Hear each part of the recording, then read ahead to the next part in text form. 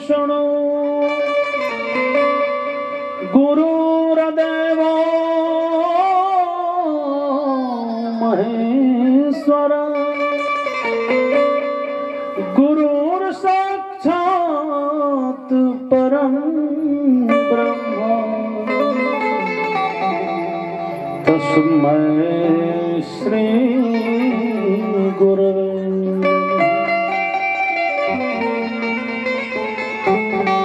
अखंड मंडलाकारं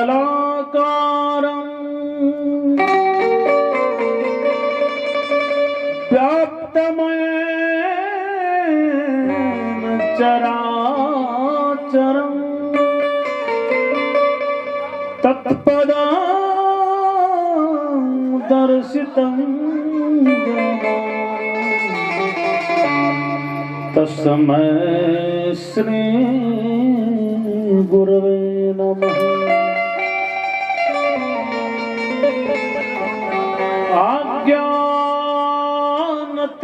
आज्ञानतिमिरानधस्य ज्ञानाञ्जन शलाकया चक्षुरुन्मीलितं येन तस्मै श्री गुरवे नमः। श्री सीतानाथ समारंभा श्री रामानंदार्य मध्यमा असम्मदाचार्य पर्यन्तं वन्दे श्री गुरु परम्परां। बोल वृंदावन बिहारी लाल की। जल छोड़िए, माथा पर जल छोड़िए, खड़े हो जाइए। ओम यह पवित्र पवित्र, उन्हीं के प्रांगण में ही हम लोग बैठे हैं और कथा श्रवण कर रहे हैं। सज्जनों, यहाँ पर आए हैं वे हमारे ध्रुव प्रहलाद के समान नहीं मुन नहीं बच्चाई एवं माता सती अनुसुईया के चरित्र को चरितार्थ करने वाली माताएं बहनें एवं समस्त भक्त गण श्रोत्री गणा एवं यहाँ के समस्त कुल देवी देवता ग्राम देवी देवताओं को मेरा नमन एवं समस्त भक्तों के हृदय में जो बांके बिहारी विराजते हैं उन बांके बिहारी को मेरा नमन। सज्जनों, वैसे तो देखा जाए तो सांसारिक दृष्टि से किसी का चले जाना बड़ा दुखदायी होता है, लेकिन यह एक बात और भी सच है, इस जीवन का सच्चाई कुछ है तो वो मृत्यु है, और इस संसार में भी अगर कुछ सत्य है तो वो मृत्यु है। बाकी कोई कुछ करेगा नहीं करेगा ये तो सत्य नहीं महाराज। हो सकता है 1 महीना बाद प्लानिंग बना रहा है कि मैं मिनिस्टर बन जाऊंगा, डीएम बन जाऊंगा, क्या भरोसा, 2-4 दिन में ही खेला उल्टा हो जाए। इसलिए सत्य यहाँ पर केवल और केवल मृत्यु है, क्योंकि इसका नाम ही मृत्युलोक है। सज्जनों, देखा जाए तो हम लोग सभी यहाँ पर आए हैं। संसार में क्यों आते हैं? क्योंकि हम लोग जीवन में भगवत प्राप्ति कर रहे हैं, इसके लिए आते हैं। बोल वृंदावन बिहारी लाल की।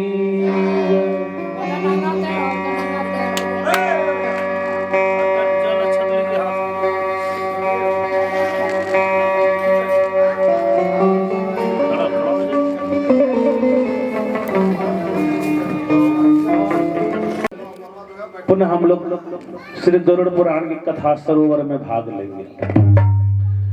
अरे सीताराम सीताराम सीताराम सीताराम कहिए, और चाहे विधि राखे राम ताहि विधि रहिए।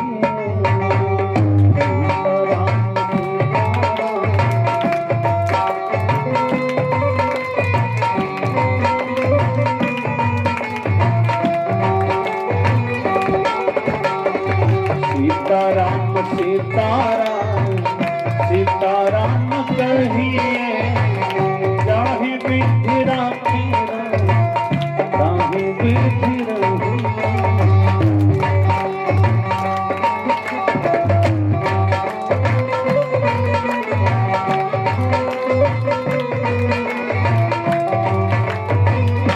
जय श्री राम।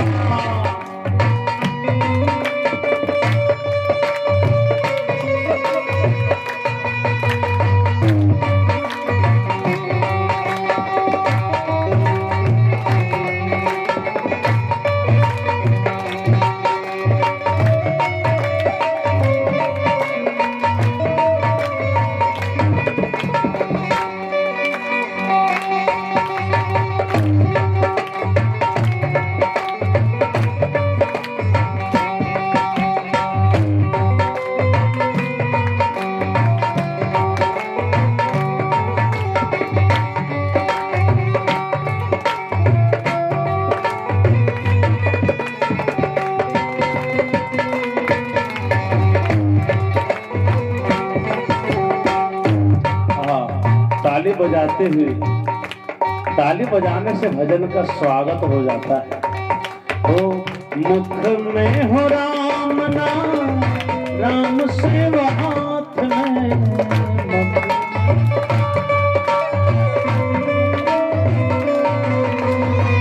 तू अकेला नहीं प्यारा, राम तेरे साथ में।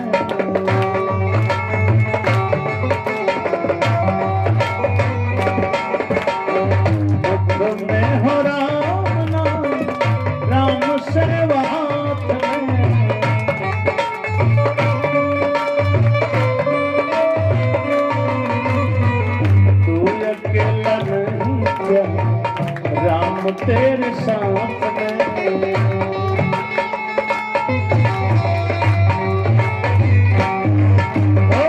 विधि के विधान जान, हमें लाभ सही है।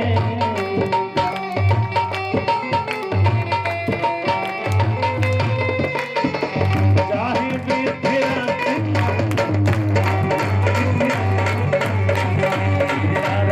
सीताराम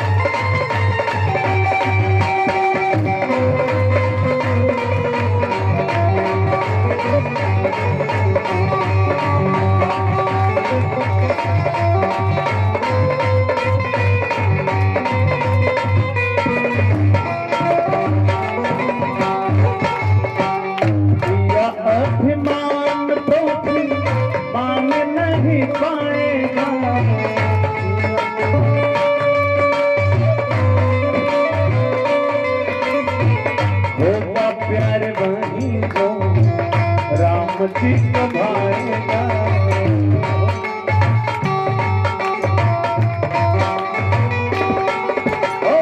दिया अभिमान तो तू मान नहीं पाएगा।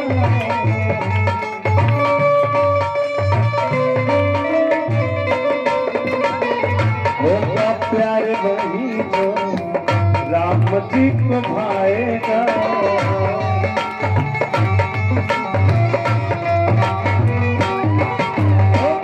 फल आस त्याग शुभ कर्म करते रहिए।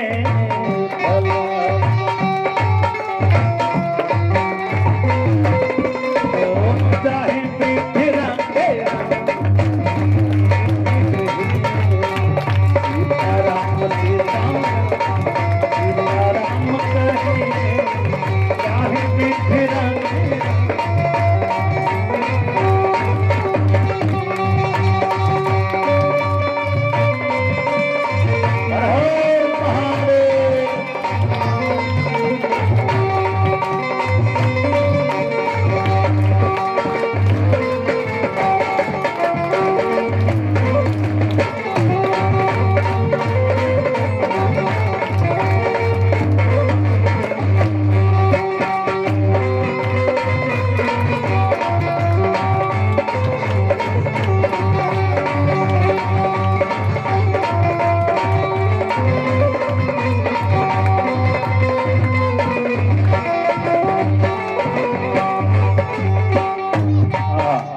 बच्चे कितने मन के सच्चे होते, कितने अच्छे ताली बजाते हुए झूम रहे हैं।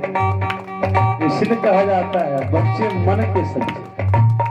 बच्चे लोगों की भक्ति जो है ना, बच्चों की भक्ति भगवान को बहुत पसंद आती, पसंद हो जाती।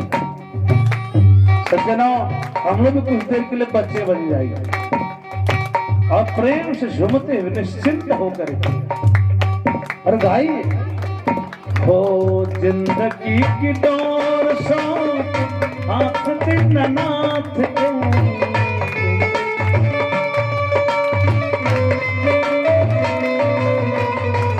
महलों में राखें जाए झोपड़ी में रास दे।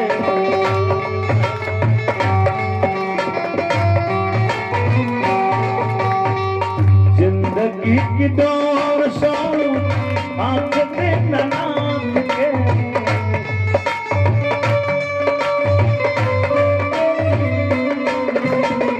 महलों में राखें जाए झोपड़ी में रास दे।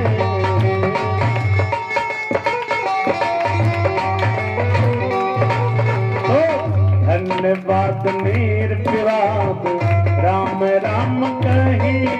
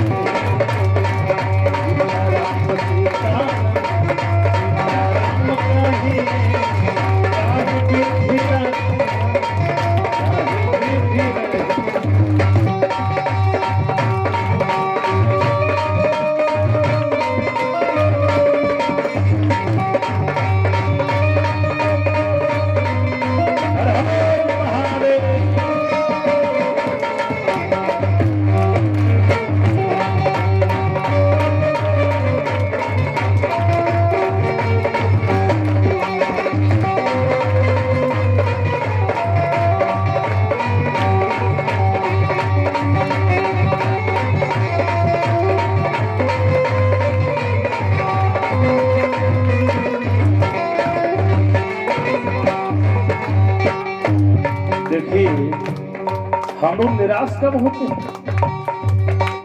हम लोगों के हाथ में निराशा कब हाथ लगती है? जब हम लोग आशा संसारियों से रखते हैं। और अगर आशा आप और हम लोग अगर परमात्मा से रखते ना, तो निराशा कभी हाथ लग ही नहीं सकती। परमात्मा का नाम लेते ही मन में इतनी हलचल मच जाती है महाराज, इतनी सकारात्मक एनर्जी का क्रिएटिविटी हो जाती है बॉडी में, क्या कहना। इसलिए कहना क्या, हो आशा एक राम जी से तुझे आशा छोड़ दे।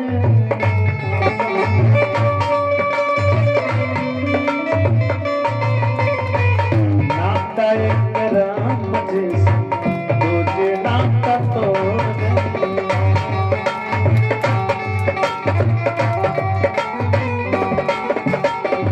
आशा एक राम जी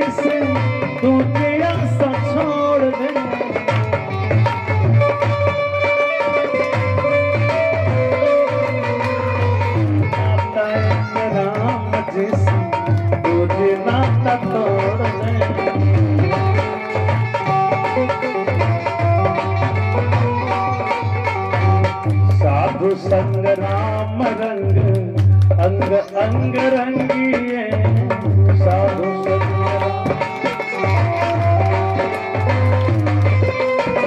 काम रस त्याग प्यारे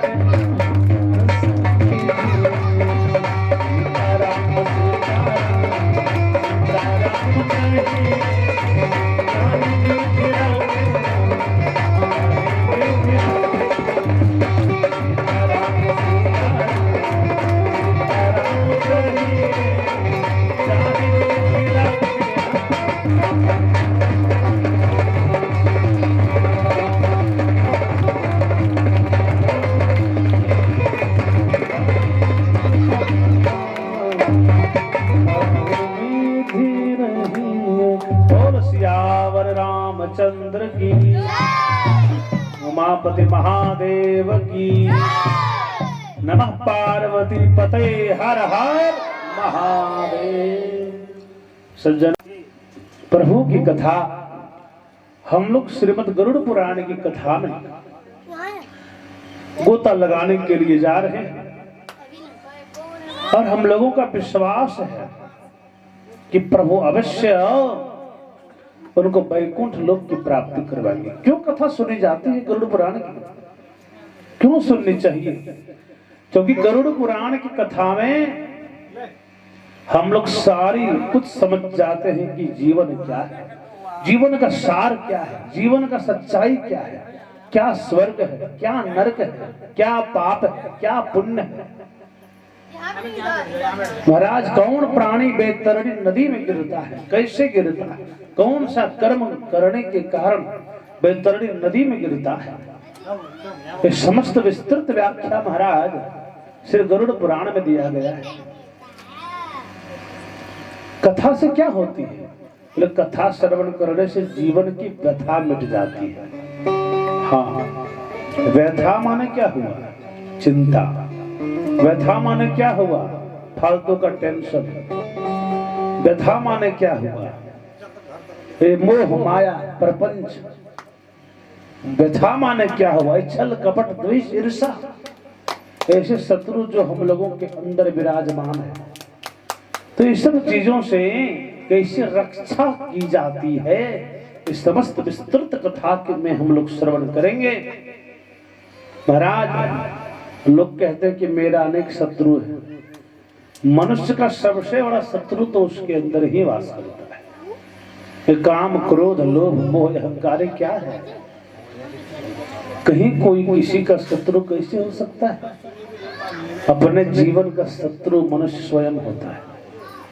जैसा वो कर्म का बीज बोता है और वैसा ही फल उसको प्राप्त होता है। सज्जनों, बाकी फर्क की बात यह है कि बुरा कर्म करने में जरा सा कोई कष्ट नहीं होता है, लेकिन फल जब मिलता है तो भयंकर कष्ट होता है। महाराज इसलिए कर्म बड़ा सोच समझ कर करना चाहिए। सबसे पहले समझेंगे कि आखिर गरुड़ पुराण, महाराज आखिर गरुड़ जी महाराज को पहले इसको समझिए, इनका प्राकट्य कैसे हुआ।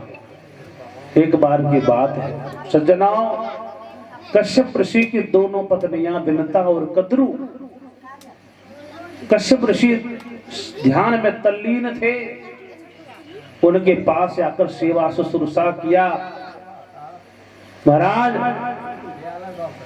सेवा करने के बाद जब कश्यप ऋषि प्रसन्न हो कि वाह देवियों क्या बात है,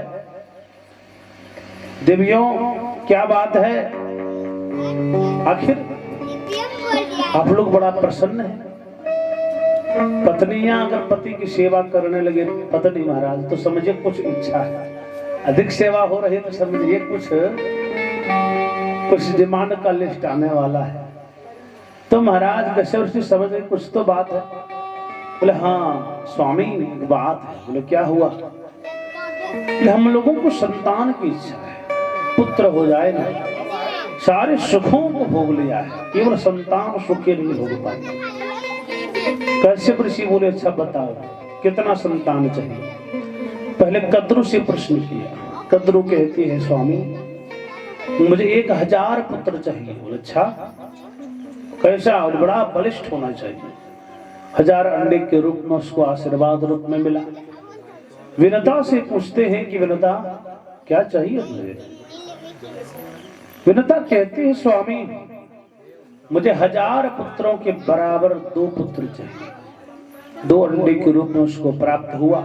दोनों को बोला कि दोनों बढ़िया से रखना, समय आने पर जो है इससे जीव का प्रादुर्भाव हो। सज्जनों दोनों चली आए घर। कद्रू को जो मिला था वो अंडा, उससे जीव का प्रादुर्भाव हो गया। विनता को प्राप्त हुआ था उससे भी थोड़ा विलंब हो रहा था। महाराज विनता जब देखी कि मेरी सऊत के पुत्रों का जन्म हो चुका है और हमारे पुत्रों का जन्म नहीं हुआ है, वो अंडा से बाहर नहीं आया है, महाराज तो एक दिन जबरदस्ती धैर्य खो करके एक अंडे को फोड़ दिया। तो उसमें जीव का आधा अंग ही बना था, आधा अंग कच्चा था। महाराज तो जीव बोला माते थोड़ी प्रतीक्षा करनी थी। माते आपने ठीक नहीं किया, मुझे इतना भयंकर आपने जीवन भर के लिए कष्ट दे दिया। बोले क्या हुआ? तो देखते नहीं आधा अंग बना है। तो वही सूर्य के सारथी अरुण बन गए। बोला अरुण भगवान की जय। एक दिन की बात है, एक कदरू शर्त लगाते विनता से कि बहन एक बात बताओ, ये जो घोड़ा दिखाई पड़ रहा है, एक घोड़ा चल रहा था, बोले किस रंग का है? विनता बोली सफेद है। पर नहीं, कल इसका पूंछ काली हो जाएगी। तो कैसे? अगर हो गया तो? यदि हो गया तो मैं तुम्हारी दासी बन जाऊंगी, अगर नहीं हुई तो? कद्रू बोले मैं तुम्हारी दासी बन जाऊंगी।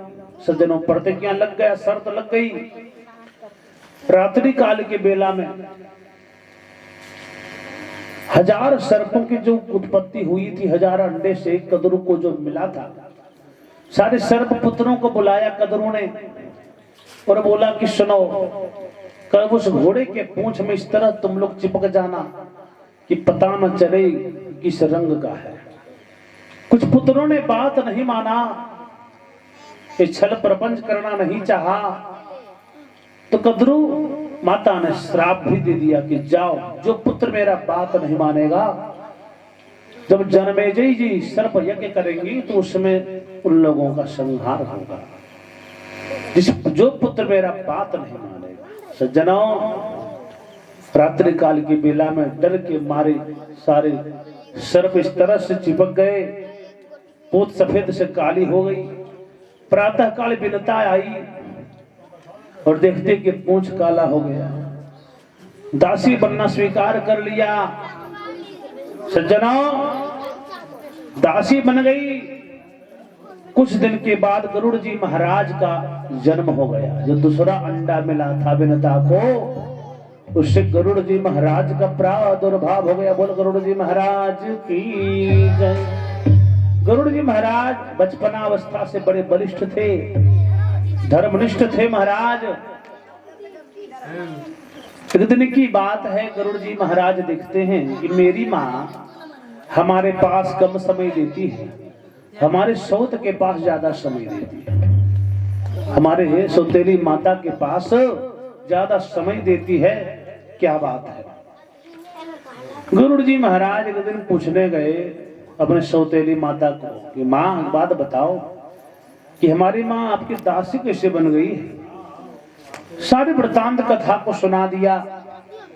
ये इससे बात है, शर्त लगी थी जिसमें वो हार गई है, इसलिए दासी बन गई है। मैं बेटा तुम्हारी क्या इच्छा है? बोले हमारी इच्छा यह है कि हमारी माँ दासी से मुक्त हो जाए। पुत्र का धर्म होता है माता के कष्ट की निवृत्ति करना, वो चाहे मूल्य कोई भी हो, कुछ भी हो, माता पिता के कष्ट का निवारण करना ही पुत्र का परम धर्म होना चाहिए। जिस घर में माता पिता दुखित है, रो रहे हैं महाराज, कष्ट भोग रहे हैं, और उसका बेटा अगर 5 लाख महीना भी कमा रहा है तो किसी काम का नहीं माना जाएगा। क्योंकि सर्वप्रथम देवता तो आपके माता पिता है, बाकी देवता तो बाद में। पहली गुरु माता होती है।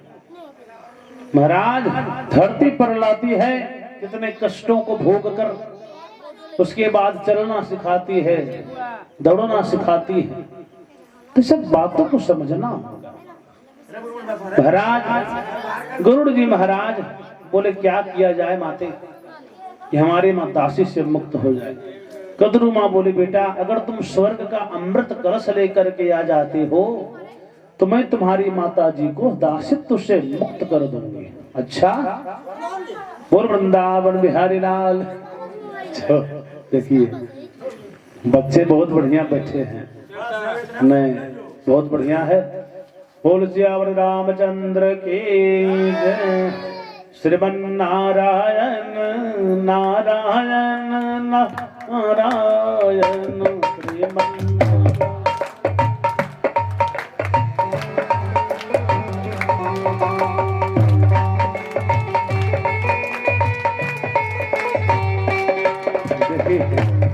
बच्चे का मन भजन में ज्यादा लगता है, जैसे ताली बजने लगा, और यही कारण है थोड़ा रपट करने का। तो श्रीमन नारायण नारायण नारायण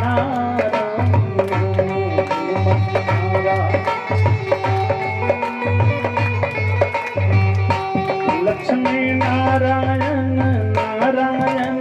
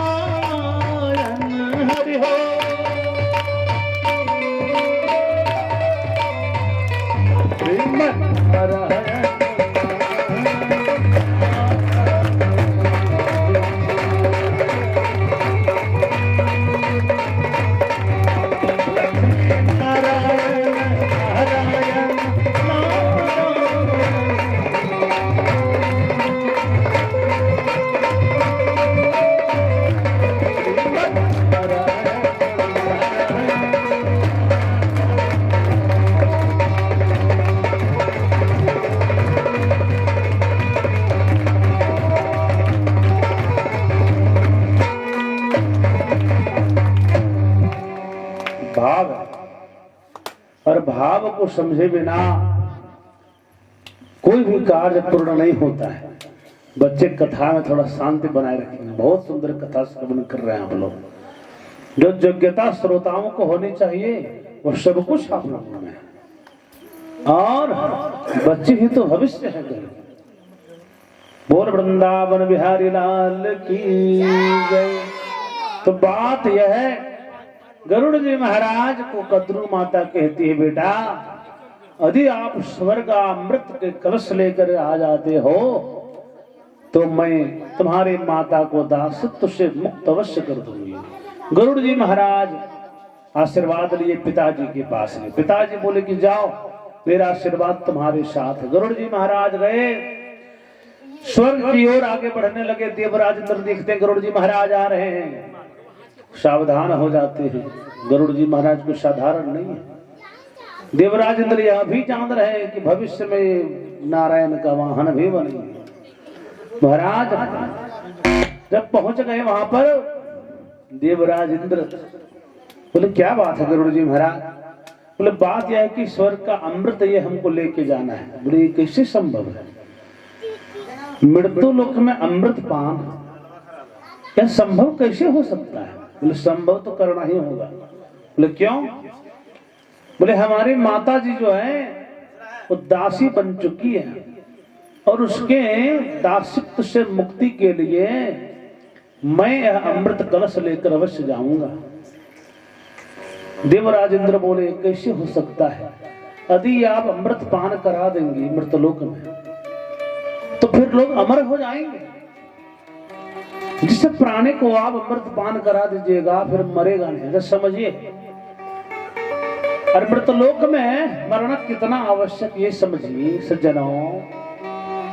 अब आंकड़ा लगाए कि आज से 50वीं पीढ़ी अगर यहाँ उपस्थित होती तो क्या हाल होता।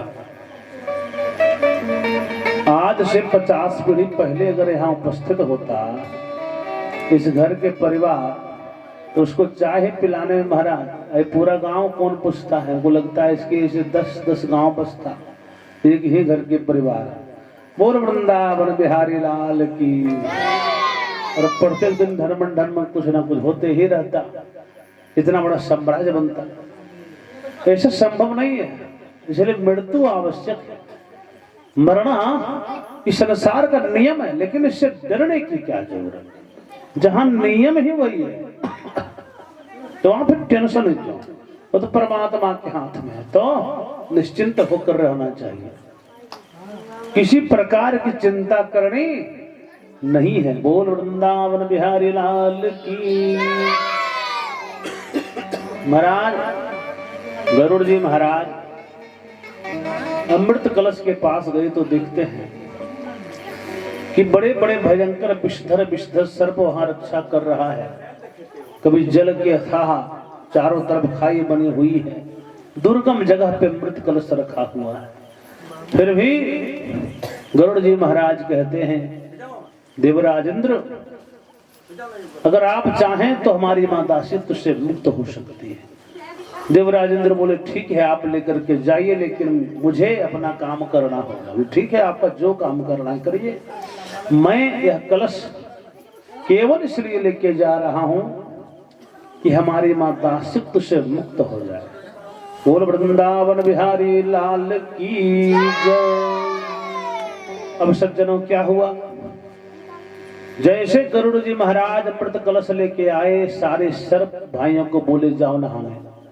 इधर कद्रू माता को बोले कि मेरी मां को दासित्व से मुक्त करिए। कद्रू माता ने कर दिया। अब इधर जो है सारे सर्प लोग नहाने के लिए उतरे, अमृत कलश को कुशा के ऊपर रख दिए महाराज गरुड़ जी। जब सारे सर्प भाई नहाने के लिए उतरे, उसी समय देवराज इंद्र आए और अमृत कलश लेकर के चले गए महाराज। सारे सर्प जब नहा स्नान करके बाहर हुए तो देखते हैं कि वहां अमृत कलश नहीं है। अब गरुड़ जी की माता जी तो दासित्व से मुक्त हो चुकी। तो महाराज सारे सर्पों को लगा कि एक काम करो, अमृत कलश इसी कुशा के ऊपर रखा हुआ था तो इसी को चाटना शुरू कर दो। सारे सर्प उसी को चाटना जब शुरू कर दिया कि अमृत कहीं कहीं तो लगा होगा इस कुशा में, और वो कुशा को चाटने के कारण जो है सर्पों के जिह्वे आज भी फटे हुए दिखाई पड़ते हैं। बीच में से फट गए महाराज। बोल वृंदावन बिहारी लाल की। सज्जनों, तो उसी समय जब वो अमृत कलश लेकर के आ रहे थे, उस समय नारायण ने गरुड़ जी महाराज का परीक्षा लिया। परीक्षा में उत्तीर्ण होने के कारण महाराज कितनी सुंदर बात है, नारायण ने गरुड़ जी को अपना वाहन भी बनाया। आ गए महाराज। तो प्रभु कृपा से गरुड़ जी महाराज क्या नहीं कर सकते हैं। पुत्र का धर्म भी यही होता है, माता पिता के कष्ट का निवारण करना है। क्योंकि वेद में आया है मातृ देवो भव, पितृ देवो भव, गुरु देवो भव, आचार्य देवो भव, अतिथि देवो भव। तो ये सब वेदों का वचन है, इसका पालन करना अत्यावश्यक हो जाता है। सज्जनों, ऐसे गरुड़ जी महाराज, देखिए मरना तो सबको पड़ता है, कितना बड़ा व्यापार हो, संसार हो, तो श्वासों की माला टूटती है तो वो यह नहीं देखती है कि कहाँ इसका एफडी जमा है और किस खाता किस बैंक में पैसा जमा है और कौन व्यापार कहाँ खुला है। कुछ नहीं, इसको मतलब ही नहीं है आपके दुनिया से। वो कहीं भी आ सकता है, उसका न समय फिक्स है, न स्थान, न उम्र, उसका कभी भी एंट्री हो सकता है। जब काल देवता उसको भेजते हैं स्वयं चले आते हैं। बोल वृंदावन बिहारी लाल की जय। सज्जनों, संसार जो है ना ये दुखालय है। पुस्तकालय माने क्या होता है? पुस्तकों का घर। भोजनालय माने भोजन का घर। अनेक अभी प्रकार का भोजन तो नहीं, अनेक प्रकार के। पुस्तकालय में एक पुस्तक का दुकान थोड़ी रहता है, अनेकों 1000 पुस्तक। उसी तरह संसार में एक बाहर दरवाजा में बोर्ड लगा है, दुखालयम माने दुखों का घर। और यहाँ एक प्रकार का दुख नहीं है, अनेकों प्रकार के दुख है। बड़े बड़े अमीर लोगों के ऐसे ऐसे दुख हैं कि न कहते बनता है, न किसी को सुनाते बनता है। तो महाराज, यहाँ कोई सुखी है ये तो कल्पना ही करना चाहिए, क्योंकि यहाँ सुख, यहाँ क्षणिक सुख प्रतीत हो सकता है, लेकिन वो आनंद यहाँ नहीं मिल सकता, क्योंकि संसार के बोर्ड में ही लगा है दुखालय। कोई तन दुखी, कोई मन दुखी, और कोई धन बिन रहता उदास। थोड़े थोड़े सब दुखी, सुखी राम के दान। तो सब दुखी। पैसा तो बहुत है महाराज किसी किसी के पास, लेकिन जब खाना खाने बैठता है तो तन दुखी। जैसे रोटी उठाना चाहता है, डॉक्टर साहब कहते क्या कर रहे हैं, वो रोटी सब्जी मलाई है खाना है। नहीं नहीं, जीवन से मोह है थोड़ा पूरा कि नहीं? बोले हाँ हाँ, जीवन से अधिक मोह किसी होता है महाराज। बोले जीवन से मोह है तो ऐसे खाना मत खाइए। तो क्या खाना है? बोले रोटी का ऊपर वाला भाग निकालिए और सब्जी के साथ खा लो। बोले सब्जी को तो छूना नहीं। तो मलाई के साथ? बोले मलाई भी नहीं। दाल है? बोले हाँ। तो दाल का पानी निकालिए, किनारे करिए उससे, और उसके साथ रोटी का छिलका और दाल का पानी खाइए। महाराज, वैसे प्राणी को, सेठ जी को आप पूछिएगा महाराज क्या सुख है आपका? आप तो शंखपति हैं, आपसे बड़ा सुखी कौन हो सकता? कहेगा भैया ज्यादा तमाचा मत मारो मुझे, ये कोई सुख है? अरे मेरे सामने मेरा ही नौकर रबड़ी मलाई खा रहा है और मैं जो ये सूखा ये छिलका पानी पी रहा हूँ, कुछ जीवन। इससे अच्छा तो मैं तुम्हारे साथ नौकर ही रहता। और वृंदावन बिहारी लाल की। तो सच्चाई यही है, कोई तन दुखी, कोई मन दुखी। जिसके पास कुछ नहीं है वो चाहता भी बहुत कुछ है, और जिसके पास बहुत कुछ है ऑलरेडी संतुष्ट नहीं है और भी बहुत कुछ चाहता है। तो मन से भी कोई सुखी नहीं। जिसके पास नहीं है वो तो दुखी है कि मेरे पास कुछ हो जाए। अच्छा, आश्चर्य की बात देखिए, इच्छाएं किसी की पूरी नहीं हुई आज, और जरूरतें ऐसी है कि सबकी पूरी लगभग हो जाती है। प्रभु कृपा हो जाए तो जरूरतें सबकी पूरी हो जाती है। इच्छाएं को आप बढ़ाते रहिए, बढ़ाते रहिए। माया मुई न मन मुआ, अरे मारी मारी गया शरीर। अरे आशा तृष्णा न मरी, यूं कह गए कबीर। तो महाराज ये सब मन बढ़ता है। तो आशा तृष्णा कोई मरने वाले नहीं है। ये सब तो महाराज सदैव जीव को लगा ही रहता है। हाँ, जीवन का कल्याण करना, समय रहते अपने मार्ग को बदलिए, सुधारिए, तभी आनंद की प्राप्ति होगी, वरना कोई उपाय नहीं है। बोल सांवरे सरकार की। यहाँ अकेले आप आए तो अकेले ही जाना है, कोई साथ में जाने वाला नहीं। अरे भवरवा के तो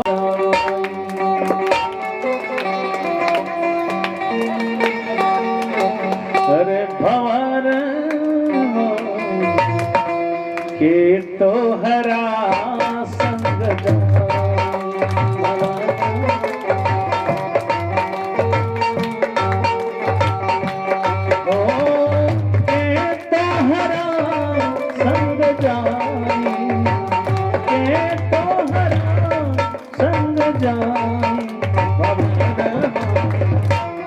तो हरा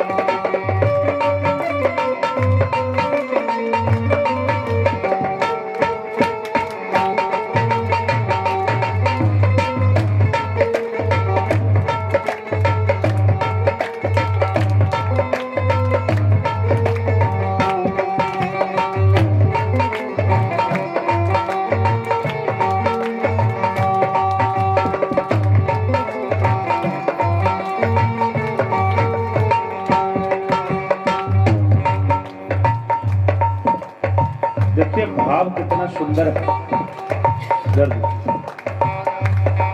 हो आवे के बेरिया सबके हो जाने दुबरा पाने दुबरा पाने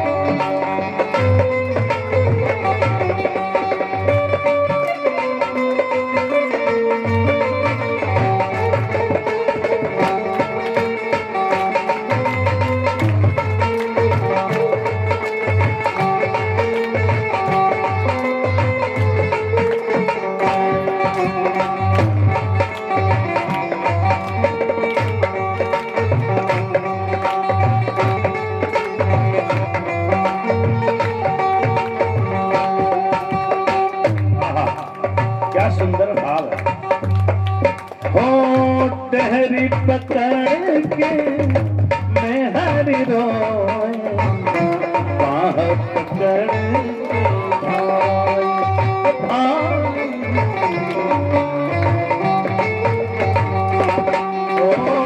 टहरी पकड़ के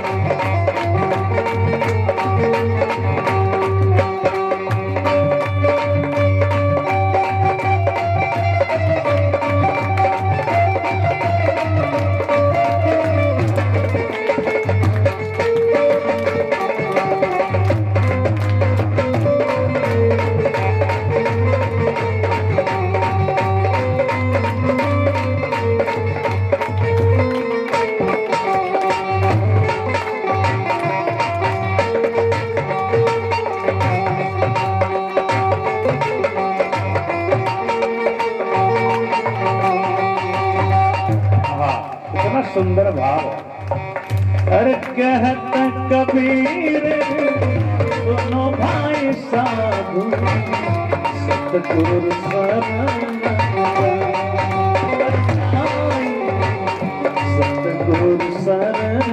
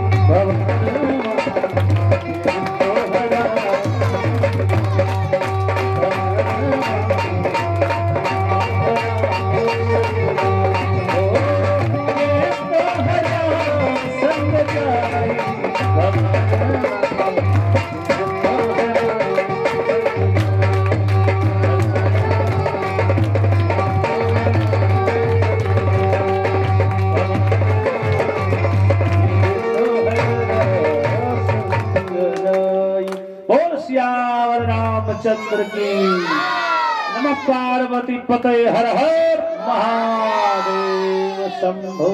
जनों तो वही गरुड़ जी महाराज इवर नैमिषारण्य तीर्थ में 88,000 ऋषि मुनिजन बैठे हुए थे। बीच में सूत जी महाराज विराजमान थे।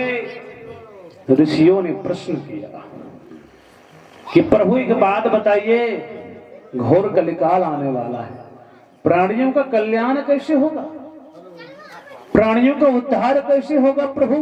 हे सूत जी महाराज कृपा करके बताने का कष्ट करें, क्योंकि महाराज घोर कलिकाल में अगर भजन के लिए बुलाएगा भैया चलो कीर्तन करने जाना है, महाराज अभी कीर्तन और कथा का निमंत्रण देगा तो मनुष्य कथा भर और कीर्तन भर कभी नहीं आएगा। कहेगा भंडारा किस दिन है, उसी दिन पहुंचूंगा प्रसाद पाने। महाराज क्यों भाई कीर्तन में क्यों नहीं आओगे?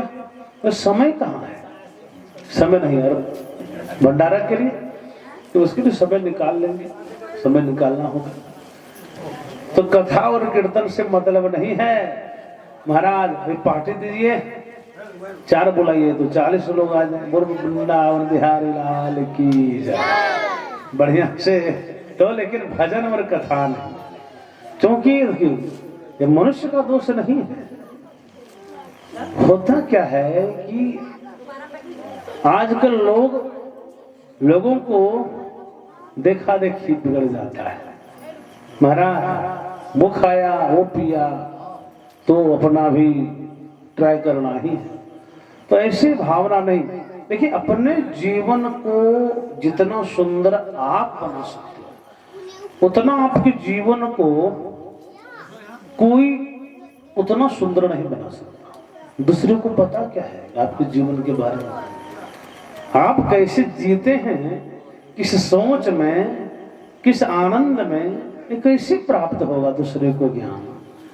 इसलिए जीवन को महसूस करने की, जीवन क्या है, जीवन को इतना बोझा मत बनाइए। देखिए अगर 2 क्विंटल देंगे भैया जाओ आराम से देवघर, यहाँ से पैदल यात्रा आराम से, अब कितनी दूर यात्रा वो चल सकती महाराज के माथे पे 3 क्विंटल भोजन रहे, उसका जल्दी है गोविंदाय नमः नहीं होगा, बताइए। उसी तरह जीवन की यात्रा में बोझा टेंशन का इतना आप कपार में लदा लिए 5 क्विंटल का महाराज, और आप चाहिएगा 110 वर्ष हम बचे, तो यह संभव है? बहुत जल्दी ही बोझा उस जीव को पतन की ओर ले जाएगा, दबा देगा। बोझा हटाइए, मन स्वतंत्र रहे। मन जो है ना स्वतंत्र रहे, भक्ति मार्ग से जुड़ के स्वतंत्र रहिए, संसार में परतंत्र मत रहिए। मन कृष्ण निवेशित, मन को कृष्ण के चरणों में समर्पित करिए। उसके बाद मन को चलाने का जो कनेक्शन है गोविंद के हाथ में चला जाता है। अब वो जैसे मन को जैसे रखें, अपने आप मन को कंट्रोल करने का प्रयास नहीं, आप मन को कंट्रोल नहीं कर सकते। मन एक ऐसा है ना कि मन को कोई कंट्रोल नहीं कर सकता। बड़े बड़े साधु महात्मा भी असफल हो जाते हैं। कभी कभी मन की गति इतनी तीव्र है कि इसको नापने का ना आज तक साधन बना है, ना भविष्य में भी बनेगा, असंभव है। मन कब और किसका बदल जाता है वस्तु स्थिति के अनुसार, ये कहना बड़ा मुश्किल है। इसलिए मन को क्या नापिएगा? हाँ, मन को आप सही रास्ते में ले जाने का प्रयास कर सकते हैं, ये आपके हाथों में है। मन क्या है? मन ड्राइवर है आपके शरीर का। 10 इंद्रियां 10 घोड़े हैं महाराज। रथ का शरीर रथ का ड्राइवर है मन। तो महाराज घोड़े का बागडोर किसके हाथ में रहता है? मन के हाथ। तो सारथी है उसके हाथों में तो रहेगा ना। मालिक जो रथी है पीछे बैठा है, बैठा मालिक तो वही है, लेकिन चलाने का जो गतिविधि है वो तो मन ही कर सकता है। एक गाड़ी को आप भले करोड़पति बैठा है, लेकिन साइकिल छाप ड्राइवर ही तो चलाएगा। अब आप मोटरसाइकिल से बेचारा आता है, भले वो आदमी शंखपति, चलाने वाला तो वही है। तो चलाने वाला अगर नशीला है महाराज तो गाड़ी को जल्दी ही गड्ढा में कुदा देगा, और करोड़पति को भी जल्दी ही जमराज के घर पहुंचाने में मदद अवश्य करता है। लेकिन इसलिए ड्राइवर बढ़िया चाहिए। क्यों भैया? क्योंकि ड्राइवर बढ़िया रहेगा तो यात्रा भी आनंदमय होगा और लंबी यात्रा भी चलेगी। उसी तरह मन ये ड्राइवर है। मन बिगड़ जाता है, इसलिए मन को सत्संग में ले जाते रहिए, कथाओं में ले जाते रहिए, श्रवण करिए, तभी तो आनंद आएगा। मन को समझाइए, दुनिया को क्या समझाना, मन को समझाइए, मन को सत्संग। ये आप लोग यहाँ बैठे हैं, आप लोगों का मन यहाँ है, पहले ये देखना है। यदि मन यहाँ उपस्थित नहीं है तो केवल तन से काम नहीं चलने वाला है। मन अगर देवघर में राउंड मार रहा है और आप कहिएगा पंडित जी हम कथा श्रवण करने बैठे हैं, कुछ समझ नहीं आएगी। कथा सुनते हैं तो कानों से, लेकिन धारण तो करने का कुछ पात्र होना चाहिए ना। जब तक पात्र नहीं होगी महाराज, वो धारण करके रखेगा कहाँ? तो मन वो रखने का पात्र है, वो हृदय, वो जरूरी है, लेकिन वो शुद्ध होना चाहिए। बोल वृंदावन बिहारी लाल की जय। इस तरह से भाव है, प्रेम है। सज्जनों, शौनक महर्षि प्रश्न करते हैं कि हे गुरु जी महाराज, सूत जी महाराज एक बात बताइए कि प्राणियों का कल्याण किस तरह होगा? तो ऋषि कहते हैं कि हे ऋषियों, एक बात सुनिए कि इसी प्रश्न को एक बार गरुड़ जी महाराज नारायण से करते हैं। कब? बोले एक बार की बात है, गरुड़ जी महाराज प्रश्न करते हैं कि नारायण से, प्रभु कि भक्ते मार्गो बहुविध कथितो भवता मम, और तथा च कथिता देव भक्तानां गतिरुत्तमा। हे प्रभु, एक बात बताइए, आज तक भक्ति मार्ग के बारे में बहुत कुछ आप श्रवण करवाए, लेकिन महाराज आज मुझे कुछ अलग हट के श्रवण करने की इच्छा है। नारायण बोले क्या बात है गुरु जी, मन आपका बदल तो नहीं गया है कहीं इस मोह माया के चक्र? बोले नहीं नहीं प्रभु, अधुनाम श्रोतुमिच्छामि यम मार्गम भयंकरम। महाराज आज मुझे यम मार्ग के बारे में श्रवण करना है। हाँ अच्छा, क्यों? तद भक्ति विमुखाना च तत्रैव गमनम श्रुतम। प्रभु आपके भक्ति से विमुख प्राणी किस प्रकार जमलोक में जाता है? सज्जनों, सन्मुख और विमुख में क्या अंतर है? जो धर्म के ईश्वर के सम्मुख खड़ा है उसको सम्मुख कहते हैं। इसका मतलब क्या हुआ, भगवान के सामने खड़े हो गए तो क्या आप सम्मुख माने जाएंगे क्या? वो सम्मुख नहीं है। खड़ा तो चोर भी होता है, खड़ा तो बेईमान भी होता है, सामने नहीं तो कहां खड़ा होगा, वो सन्मुख नहीं है। सन्मुख हो जीव मोहि जब ही जन्म कोटि जगन्नाथ से तभी। इसका मतलब ये नहीं कि सामने खड़ा हो जाइए, ये सन्मुख हो गया, नहीं। आपको नहीं खड़ा होना है, उस चोर मन को लाइए। आप तो खड़ा लेकिन मन पीछे मंदिर से बाहर ही रह गया, वो मंदिर के अंदर आता ही नहीं है। महाराज मन उधर मार्केटिंग करता है, तन को बोलता है जाओ तुम भगवान के पास। भगवान कहता है उस मन को पहले आना। वो मन मेरे सामने सन्मुख कैसे होता है, जरा इसको तो देखिए। महाराज चोर सामने खड़ा होगा कैसे? वो तो छुपने का प्रयास अवश्य करता है। तो वही कहते हैं कि सन्मुख हो ही जीव मोहि जब। हाँ सही बात है, गोस्वामी जी कह रहे हैं कि एक बार सन्मुख हो जाए तो एक जन्म तो क्या करोड़ों जन्मों का पाप तत्क्षण नाश हो जाता है। लेकिन इंद्रियों को भी, इंद्रियों और मन के साथ सबको लेकर के आप सन्मुख खड़े रहिए, हाथ जोड़े। आजकल तो हाथ जोड़ने का भी नियम अलग अलग बन गया। पंडित जी को तो खैर चलिए, तो उपाय भी क्या है, इनको मान लीजिए जैसे प्रणाम करिए, अगर प्रणाम कह भी दिया तो मानना ही पड़ेगा। आजकल महाराज दूर से ही पंडित जी प्रणाम, कभी कभी ऐसे महाराज बहुत। अब बताइए कितना आशीर्वाद दिया जाए। देखिए प्रणाम करने का तरीका है, देखिए पहले बात एक हाथ से तो प्रणाम करना नहीं चाहिए किसी को भी।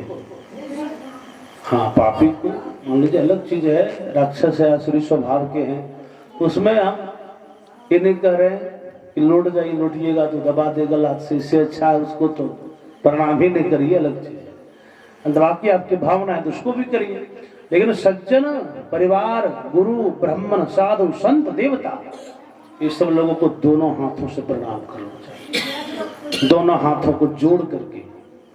और दोनों हाथ आजकल नहीं जोड़ा रहा है, मैंने कहीं न कहीं अहंकार, वो चोर जो मन है ना, वो कहता है कि इतना हम झुकने वाले नहीं हैं, इतना मैं झुकने वाला नहीं हूं। झुकता शरीर है लेकिन वो साथ ही मन को भी झुकना पड़ता है, इसलिए कम से ही काम चला रहा है। आजकल जान कुछ होता है, कोई कहां मतलब ऐसे ड्यूटी कर रहा है प्रणाम करने का, ये तरीका नहीं है। दोनों हाथों को जोड़िएगा। देखिए इसमें साइंटिफिक रीजन भी है, ऐसे नहीं कहा जा रहा है वेदों में तो दोनों हाथों से प्रणाम करना चाहिए। साइंटिफिक रीजन दोनों हाथों को आप नजदीक जब लाइए तो स्वतः मन जो है ना वो दब जाता है, मन मजबूर हो जाता है झुकने के लिए। दोनों हाथों को जब लाते हैं तो देखिए ये 10 इंद्रियां जो है, मान लीजिए दोनों जोड़ा तो 10 इंद्रियां शिथिल पड़ जाती, झुक जाती। इंद्रियां झुक गई तो क्या करेगा ड्राइवर? महाराज घोड़ा थक गया, ड्राइवर चल पाएगा क्या? घोड़ा अगर थक गया तो सारथी कितनों बागडोर हाके, उसे क्या होने वाला। और वृंदावन बिहारी लाल की जय। इस जीवन का रहस्य दोनों हाथों से प्रणाम करना चाहिए, भक्ति करनी चाहिए। तो वही बात गुरु जी महाराज पूछ रहे हैं, प्रभु धन्य है कि अधुनाम श्रोतुम इच्छामि जम मार्गम भयंकरम। प्रभु लेकिन मुझे ये लग रहा है कि तुद भक्ति विमुखाना, भक्ति से जो विमुख हो, भगवान से जो विपरीत हो गया वो विमुख माना जाएगा, भगवान के सामने जो सन्मुख हो सम्मुख माना जाएगा। तो प्रभु आपके भक्ति से विमुख प्राणी किस प्रकार नरकों में जाते हैं, अमलोक के दुखों को भोगते हैं, यमराज कैसे उसको कष्ट देते हैं, संपूर्ण कथा हमको श्रवण करवाइए सज्जनों। और प्रभु एक बात और मेरे मन में चल रहा है कि आखिर मानव जब जन्म लेता है, इस संसार में आता है तो सुगमम भगवन नामा जिह्वाच वसव तथापि नरकं यान्ति धिगधिगस्तु नराधमान्। आश्चर्य की बात है महाराज की सुगमम भगवान नाम, भगवान का नाम कितना सीधा है राम। देखिए राम को छोटा मोटा शब्द दिखने में दो अक्षर है। शिव जी कहते हैं कि राम मेरे जीवन के आधार है। किसी ने पूछा शिव जी समाधि में आप किसका नाम जपते हैं? आप तो महादेव हैं, तो आपसे बड़ा कौन देव है? आप तो देवों के देव हैं, तो आपसे बड़ा कोई नहीं। हमसे बड़ा क्या कि हमसे मेरा इष्ट ही तो राम है, उसका ही मैं तो ध्यान करता हूं। राम जी किनका ध्यान करते हैं? राम जी विष्णु जी जो अवतार लिए हैं ये केवल महादेव के ध्यान करते हैं महाराज। तो ये दोनों एक दूसरे के पूरक है। रामा ईश्वरो जैसा रामेश्वर, राम जिसके ईश्वर है वही तो रामेश्वर। तो महाराज या फिर ईश्वरो राम, तो ये सब एक दूसरे को ईश्वर मानते हैं। तो प्रेम है, प्रेम की पराकाष्ठा होनी चाहिए। लेकिन हम लोग क्या करते हैं, अगर आप संघपति बन गए तो दूसरा को समझेगा कि ये तो भिखारी है, इसको तो पूछना ही मत, इसको देखो मत। अगर वो पूछ ले अगर हाल चाल कैसे हो तो लगता है जैसे ये किसी दूसरा लोक से आया है पूछ रहा है। ऐसे अनाड़ी ऐसा प्रतीत करता है, उसके साथ व्यवहार होता है। अरे भाई महादेव अगर श्री राम जी के साथ भेद नहीं कर रहे हैं, ईश्वर ईश्वर के साथ। लेकिन दुर्भाग्य की बात हम लोग मानव होकर भी, क्योंकि 84 लाख जोनियों में सर्वश्रेष्ठ जोनी है मानव, और इसको पाकर भी हम लोग एक दूसरे में भेद कर रहे हैं, विभेद कर रहे हैं। महाराज हम बड़ा है, वो छोटा है, वो बड़ा है, वो छोटा है, कोई कुछ नहीं। ईश्वर यंश जीव विनाशी, समझिए कि सब कोई परमात्मा का ही संतान है। गरुड़ जी महाराज कहते कि सुगमम भगवन नामा जिह्वाच वसव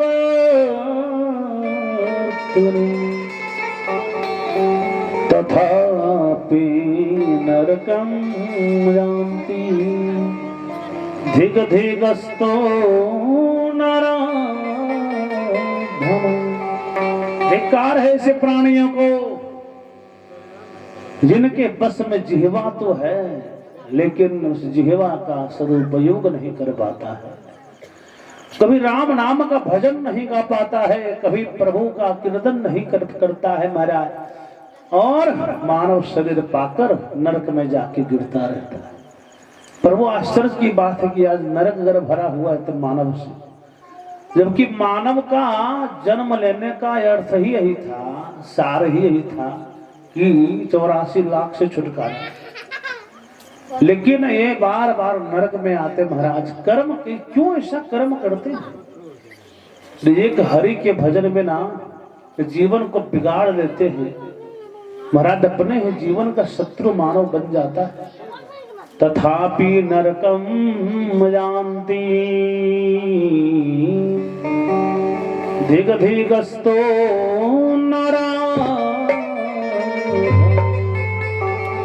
इसे सज्जनों भगवान के भजन, भगवान की कथा मन से करना चाहिए, श्रद्धा के साथ करनी चाहिए, तभी तो हम लोगों का जीवन से नैया पार लगेगा, वरना दूसरा कोई उपाय नहीं है।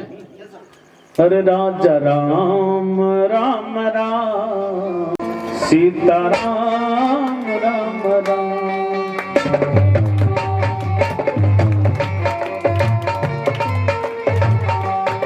राजा राम राम राम सीता राम राम राम।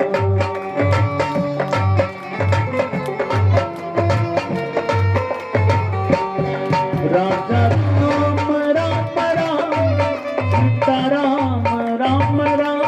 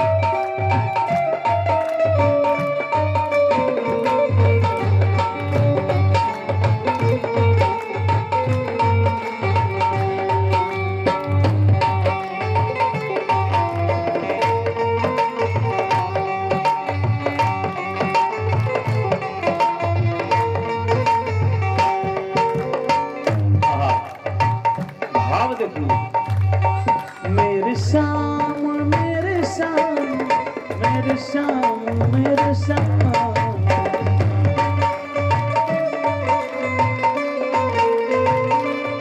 मेरे श्याम मेरे श्याम मेरे श्याम मेरे श्याम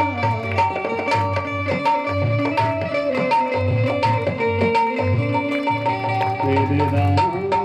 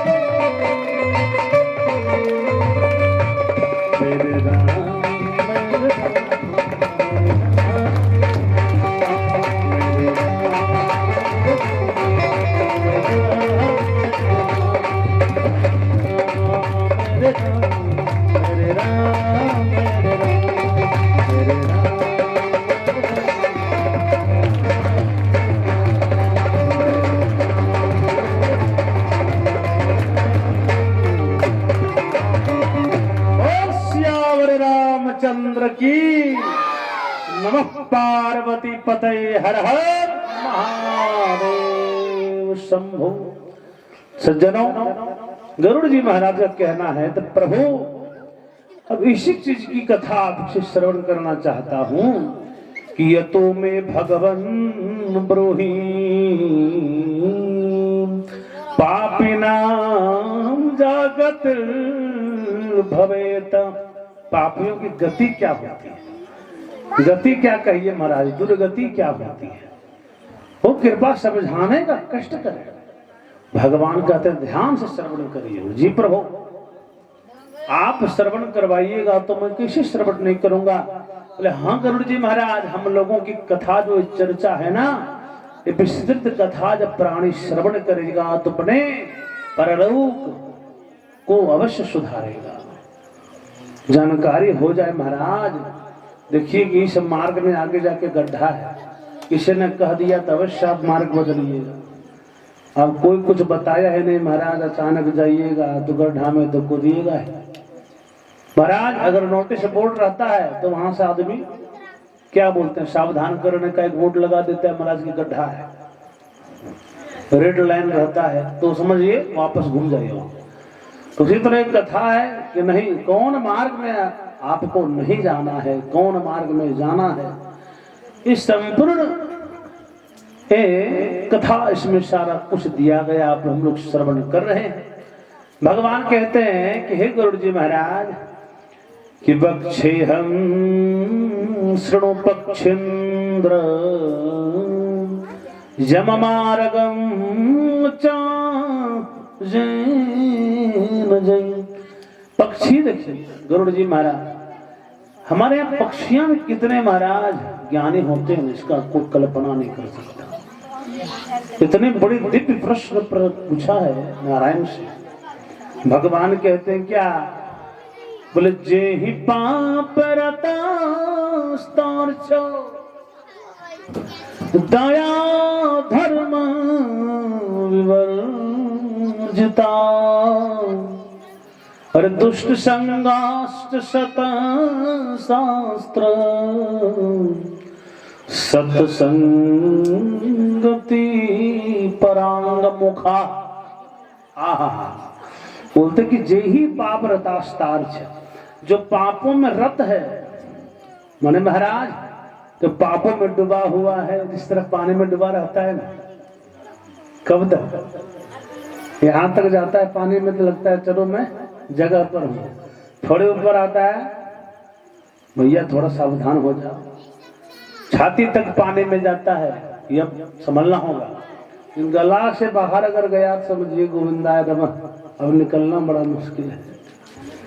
तो महाराज पापों में गला तक डूबा हुआ, कम से कम यहाँ तक जो है, केवल 2 आंख बाहर तो है, शरीर किसी काम का नहीं है महाराज, क्योंकि वो पानी में खींचा हुआ चला जा रहा है।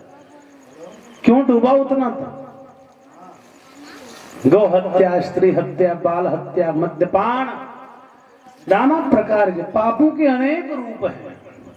वहां तक डूबा हुआ जो प्राणी रहता है, पाप का पहचान है। जिस काम को करने में आपको घबराहट हो, बेचैनी हो, कहीं कोई देख न ले।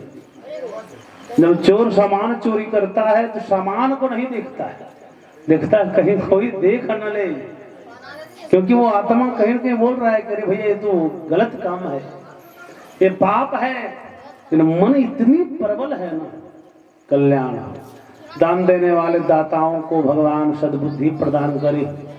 नाम नहीं ले पाता हूँ, कथा से नहीं हट पाता हूँ, लेकिन भगवान सबको देख रहे, किसके मन में क्या है, कौन भगवान के शरण में आ रहे हैं, सब कुछ उनसे छिपा क्या है, उनसे संसार में कुछ छिप ही नहीं सकता। बोल वृंदावन बिहारी लाल की। तो ऐसी कथा जे ही पाप रतास्तार दया धर्म विवर्जिता है, जो गला तक पाप में डूबा है उसका तो समझिए कि महाराज नरक का टिकट पहले कन्फर्म हो गया, नरक का टिकट कन्फर्म हो गया। देखिए गोपाल की तरफ से 20 रुपए का दान समर्पित हुआ, भगवान इनको विद्या बुद्धि सद्बुद्धि उत्तम स्वास्थ्य प्रदान करे। नमः पार्वती पते हर हर महादेव।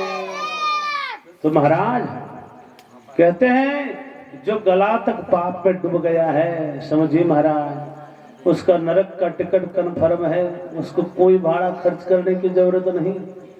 यमदूत आएंगे और बिना खर्चे पानी का उसको लेकर के चले जाएंगे। तो दया धर्म विवर्जिता है गरुड़ जी महाराज, जिसके हृदय में दया नहीं है वो कैसा है जानते हैं? वो है, कोई कहता है कि मेरे पास 20 एकड़ जमीन है, लेकिन क्या महाराज कुछ फसल ही नहीं होता है, बंजर हो गया है। अब बंजर भूमि का तुम मालिक हो तो कौन सा महाराज, कौन सा अमीर हो गए?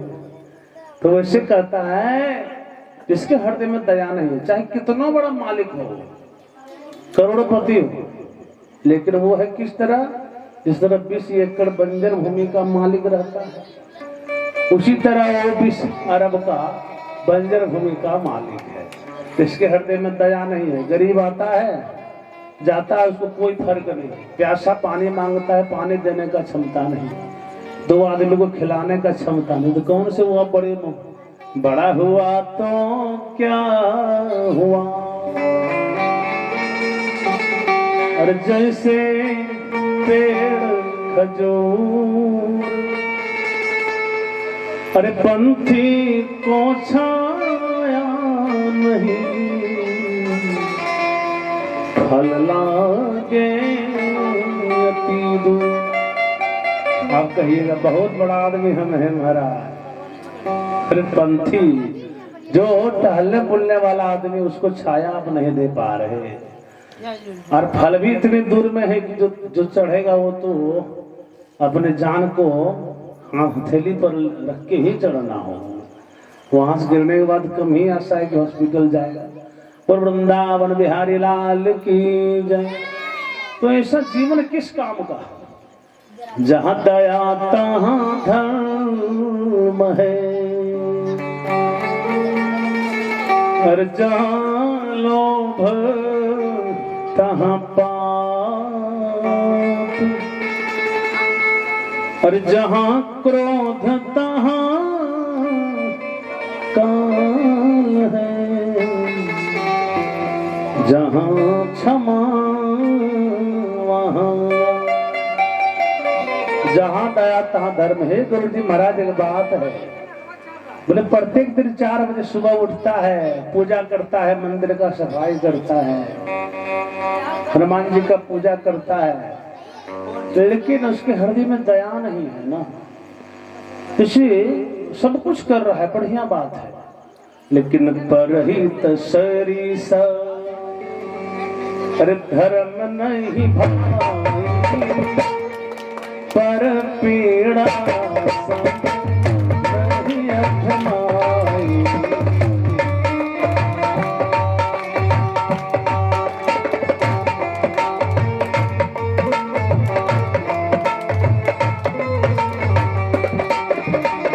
परहित सरिस धर्म नहीं भाई, पर पीड़ा नहीं अधमाई।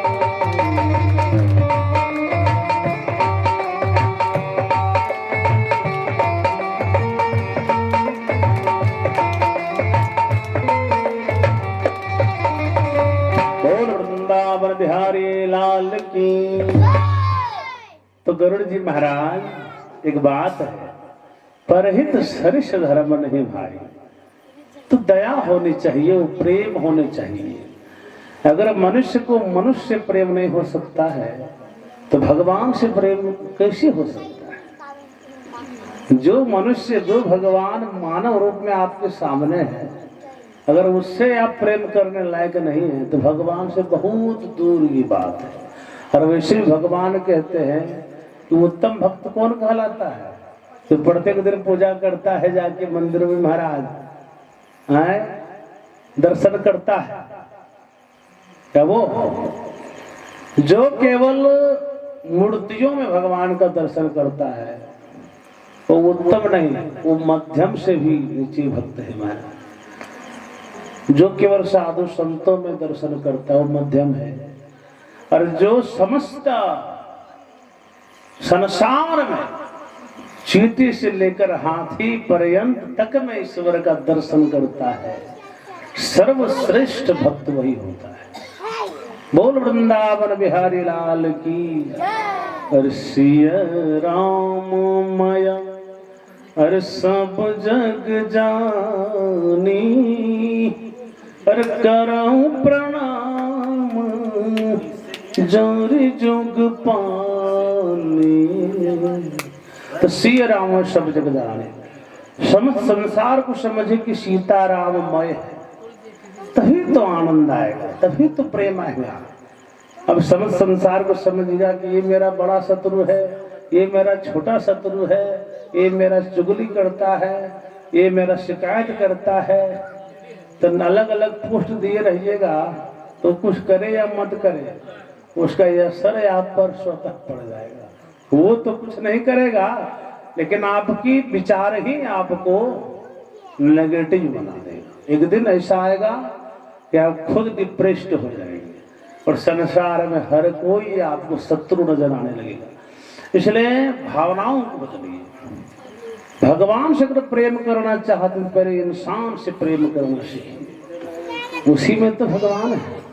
भगवान कहाँ? स्वर्ग में बैठे हैं क्या? नहीं। इस संसार में ऐसा कोई जगह ही नहीं बना है जहाँ भगवान नहीं है। कोई जरूर नहीं कि आप मंदिर जाएं, हरिद्वार जाएं, वहीं बैठे हैं, नहीं नहीं। अगर वैसा होता तो हिरण्यकशिपु के महल से नरसिंह भगवान प्रकट नहीं होते। जहाँ नारायण का कभी नाम ही नहीं लिया गया, वहां से अगर नारायण आ रहे हैं तो समझिए कि नारायण बाकी कहाँ नहीं हो सकते। तो दैत्य के घर में आ सकते हैं तो हम लोग तो सामान्य है महाराज। जो एक बार भगवान का नाम लेता तो कल्याण होगा। तो भगवान हर जगह है। भगवान ऐसा कहीं नहीं जहाँ नहीं हो। लेकिन हाँ, तो कहिएगा दिखाई क्यों नहीं पड़ता है? देखिए, अनुभव करने का चीज है। कोई जरूरी है कि दिखाई जो पड़ता है वही चीज हो? उसको माना जाए कि नहीं होता है, it is the present here. नहीं महाराज, बहुत ऐसी चीजें हैं जो भले दिखाई नहीं पड़ती हो लेकिन होती है। और ऐसा क्या है महाराज, दिखाई नहीं पड़ा और होती है। आकाश दिखाई पड़ रहा है तो मानते हैं, पर नहीं हवा, हवा को किसने देखा है? नहीं महाराज, लेकिन क्या नहीं होती है? होती है, अनुभव करने का चीज। आप समझ सकते हैं अगर 5 मिनट के लिए हवा बंद कर दी जाए तो क्या कोई जीवित रहेगा? तो महाराज क्या कहा जाए, समय का ऐसा फेरा है, समय भी जो है पाबंदी है, समय अवधि सीमित रहती है। तो चलिए आनंद तो आ ही जाता है। आया कि एक घड़ी आधो घड़ी और यादों में पुण्याध और तुलसी संगत साधु के कटे कोटि अपराध। तो जरूर नहीं दिखने वाली चीज नहीं होती है, हवा दिखती नहीं लेकिन होती है। उसी तरह परमात्मा भले दिखाई नहीं पड़ रहे लेकिन हर जगह, जिस तरह हवा हर जगह व्याप्त है उसी तरह परमात्मा हर जगह व्याप्त है। तो फर्क क्या है? बोले हरि व्यापक सर और पत्र समाना प्रेमत प्रकट मोहि में जाना।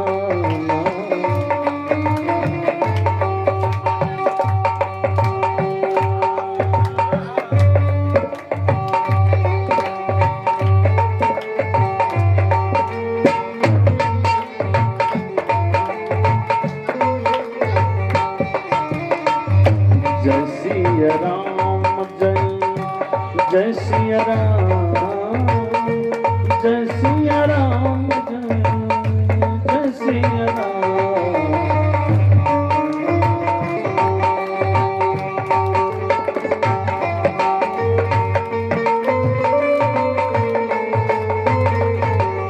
वृंदावन बिहारी लाल की।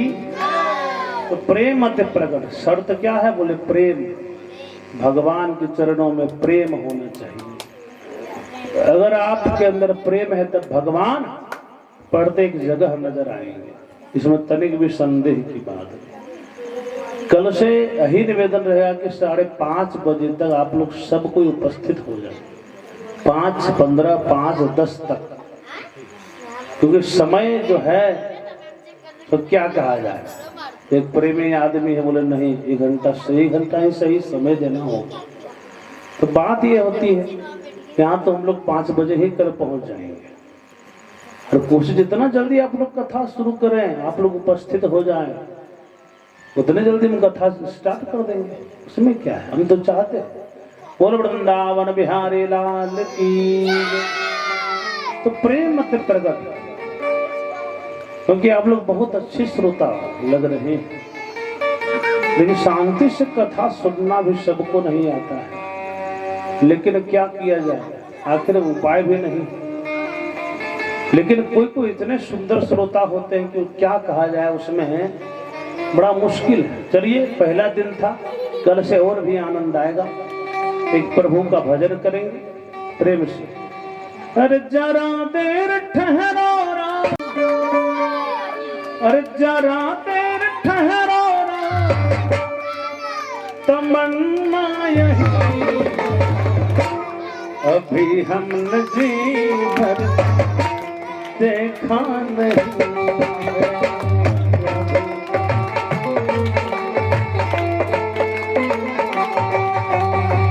जरा देर ठहरो, जरा देर ठहरो, तमन्ना यही है अभी हमने जी भर देखा नहीं है।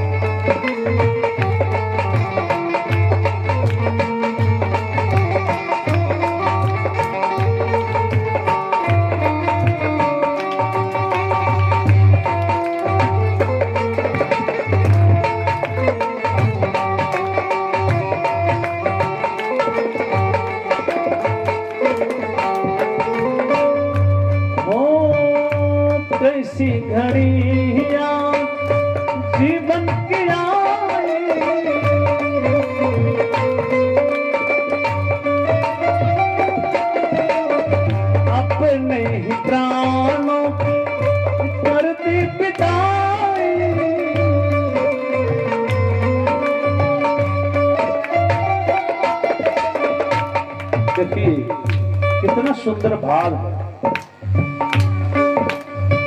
मने प्रेम को देखिए किसी घड़ी हम लोगों के जीवन में आ गया।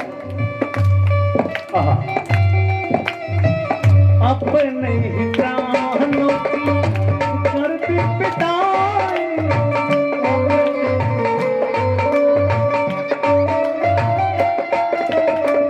अभी तो अयोध्या को, अभी तो अयोध्या को बुलाना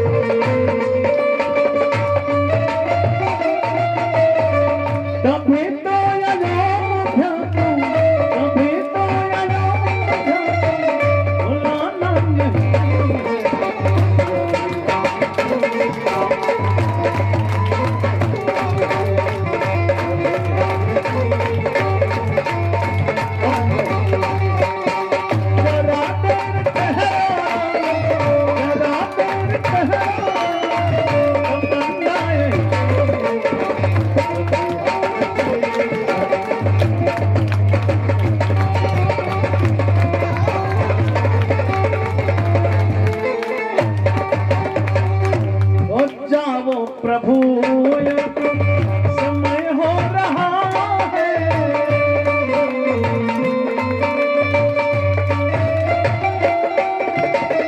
घरों का उजाला कम हो रहा है,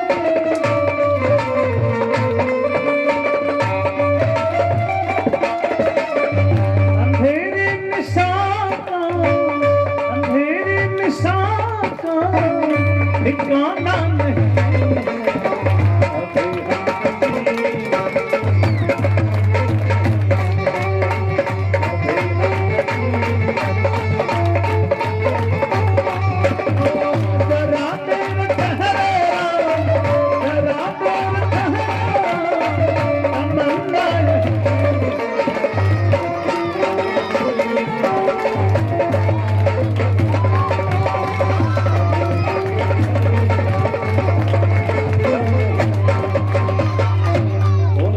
रामचंद्र की, उमापति महादेव की जय। थाली उठाई।